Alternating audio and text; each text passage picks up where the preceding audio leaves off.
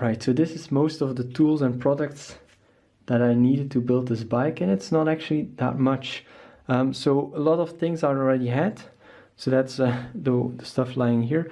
So of course, chain whip, a cassette tool, matching wrench for cassettes, then this tool to take out the cranks from Shimano, and then a simple chain tool. I use like removable links and reusable links, but I never needed the special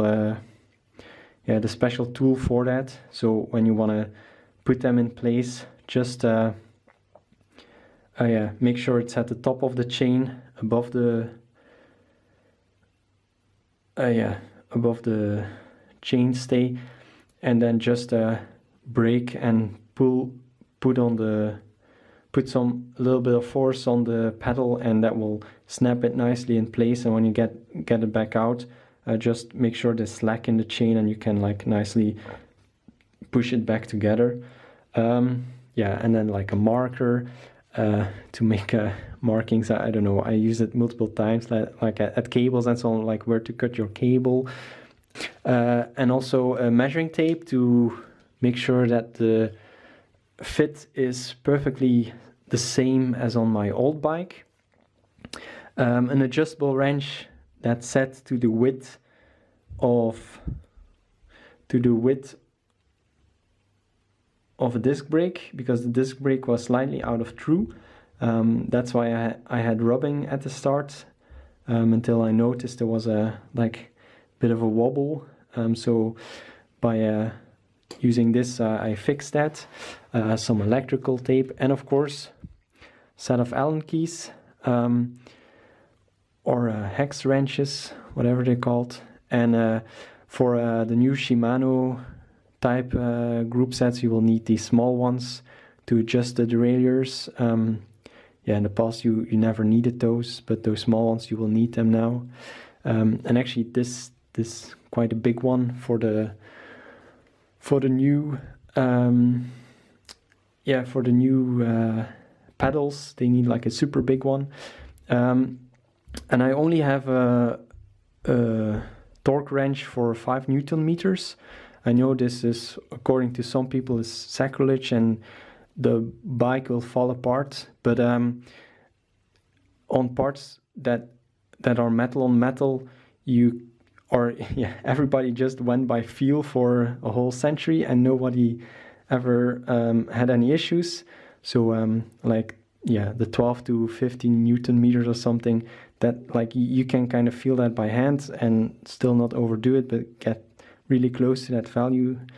But if it's on carbon part, then it becomes important, and that's like most of the time that's going to be 5 Newton meters, sometimes 4.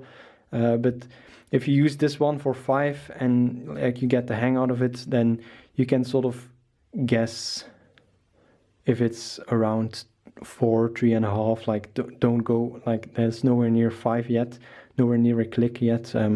So I'm pretty confident in that too. I know some people will think I'm totally crazy, but trust me, the bike really won't fall apart. Then I bought myself a new set of cable cutters, which I used to do it with like a normal one, but these are so much better. So I'm happy I got these ones. They make really nice cuts, and this is just the cheapest one from the shop basically. So then these 2 wrenches for the special bottom bracket that I got from AliExpress. Then for the hydraulic system, you need these like small wrenches, 7 mil, 8 mil wrench. Those kind of small wrenches you're gonna need. I got a bleed kit again from AliExpress, but you can get the one from Shimano as well.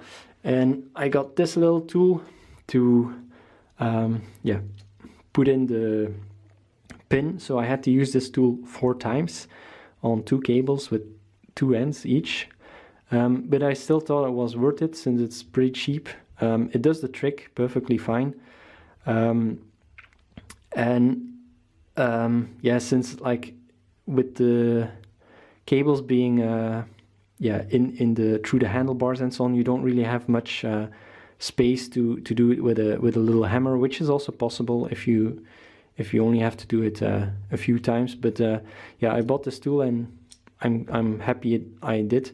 If you have to do like hundreds of cables every day in a bike shop, then yeah, you want to get a better tool, of course.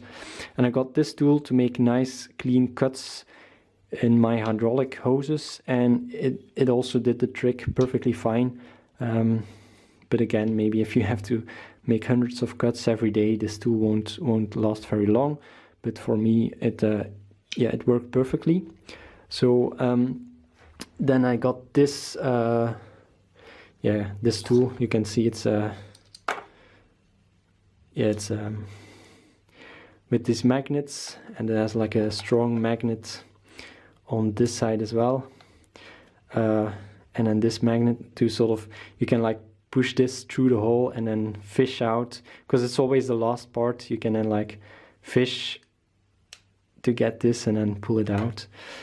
So again, this was I don't know, like €8 or something, and does the trick just as good as the super expensive ones from another brand. And then the products I used was of course I got Shimano mineral oil, and I got the big tub, which you see how little you actually need, since how much is still in there. But yeah, it was just a couple of euros more expensive than the small one, and the small one was not in stock, so I got this one instead. I got a bit of carbon assembly paste. The only part where I actually need it is on the C-tube. So even though the whole bike is carbon, that's the only part where it's really carbon to carbon. And then I got this grease, the Shimano Dura-Ace grease, for everything that moves. And I use this grease for everything that doesn't move. So that includes treads and pedals, yeah, all those kind of things, and also the bottom bracket. Then I use this grease. So of course I still have like maybe like a normal screwdriver, and I like some tire levers to put on the tires, and a pump to pump up the tires, those kind of things. But this is pretty much it. This is pretty much everything you need to build your dream bike. So yeah, in the past I think you needed much more tools, but now that's all you need.